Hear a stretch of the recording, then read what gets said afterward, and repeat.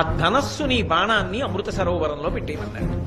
మళ్లీ పట్టుకెళ్లి అక్కడ పెట్టేసి పరమశివుడికి నమస్కరించి కృష్ణుడితో కలిసి అర్జునుడు తిరిగి తాను ఏ దర్భాసనం మీద పడుకున్నాడో ఆ దర్భాసనం దగ్గరికి వస్తున్నాడు. వచ్చేటప్పుడు చమత్కారం ఏమిటంటే కృష్ణుడి వంక తేరిపారి చూశాడు.